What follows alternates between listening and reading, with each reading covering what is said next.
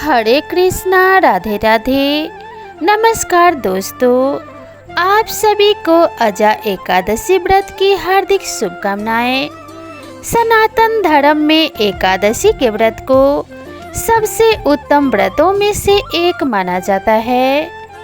हर महीने में 2 एकादशी का व्रत रखा जाता है। एक एकादशी शुक्ल पक्ष में और दूसरी कृष्ण पक्ष में की जाती है। हर एकादशी के व्रत की अपनी अलग महिमा है। एकादशी व्रत के दिन व्रती द्वारा व्रत रखा जाता है और भगवान विष्णु की पूजा की जाती है। अजा एकादशी का व्रत भादो महीने में किया जाता है। इस एकादशी का व्रत करने से साधक को पुण्य फल की प्राप्ति होती है और इसके साथ ही उसको सारे पापों से छुटकारा मिलता है।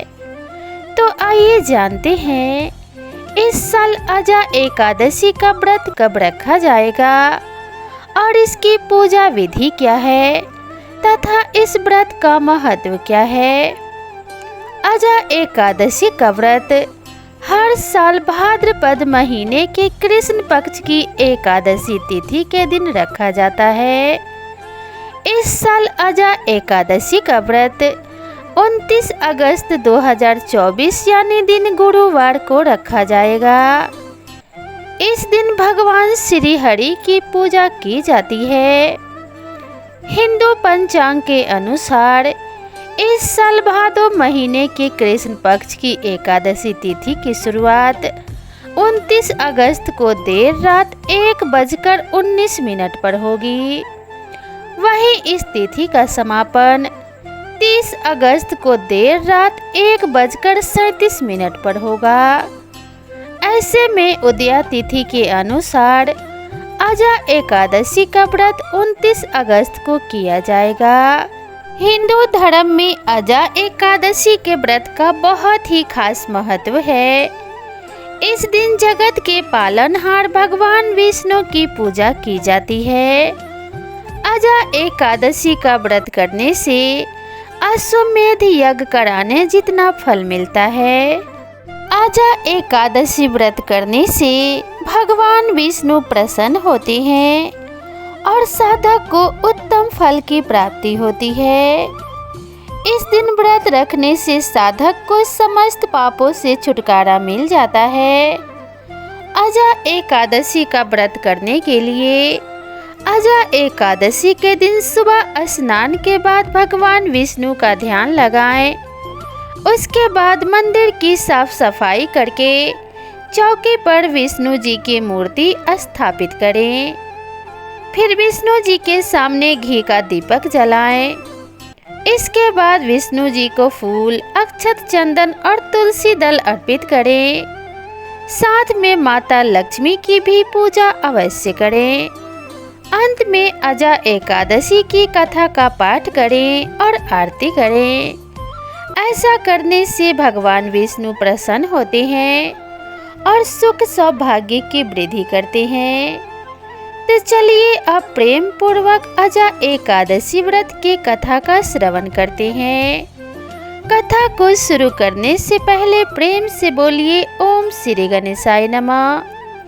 एक समय युधिष्ठिर कहने लगे कि हे भगवान पुंडरीकाक्ष, मैंने श्रावण शुक्ल पक्ष एकादशी अर्थात पुत्रदा एकादशी का सविस्तार वर्णन सुना। अब आप कृपया करके मुझे भाद्रपद माह के कृष्ण पक्ष की एकादशी के विषय में विस्तार से बतलाइए। इस एकादशी का क्या नाम है तथा इसके व्रत का क्या विधान है।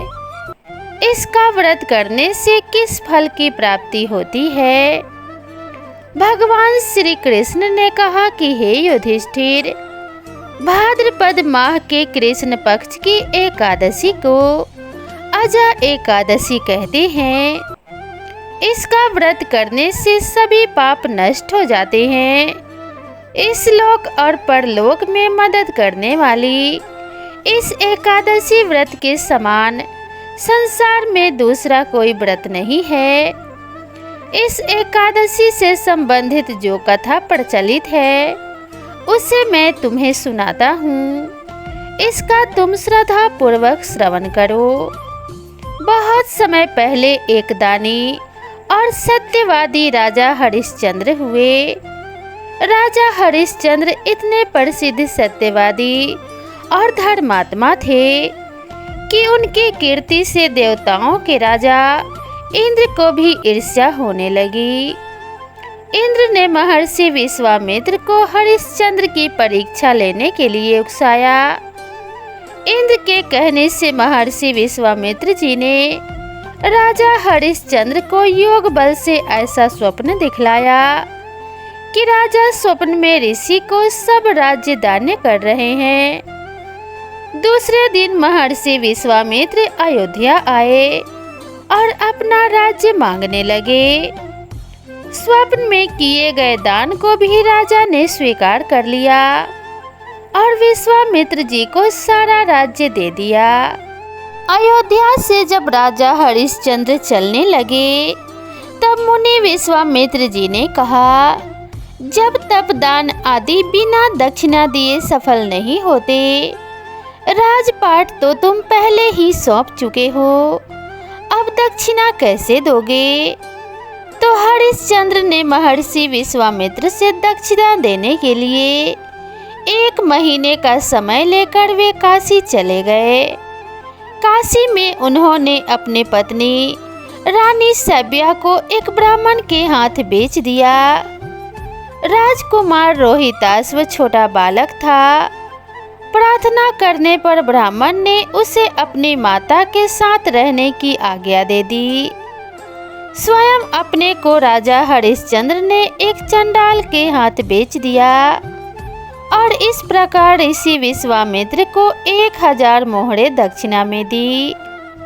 महारानी सभ्या अब ब्राह्मण के घर में दासी का काम करने लगी।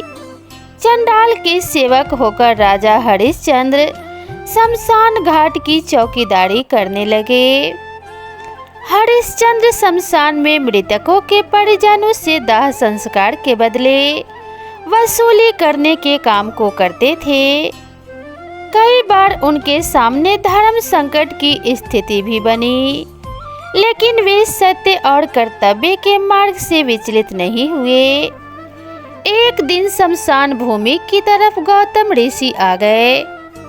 राजा ने ऋषि को प्रणाम किया तो गौतम ऋषि ने कहा कि किसी पूर्व जन्म के पाप के कारण आपकी यह दशा हुई है।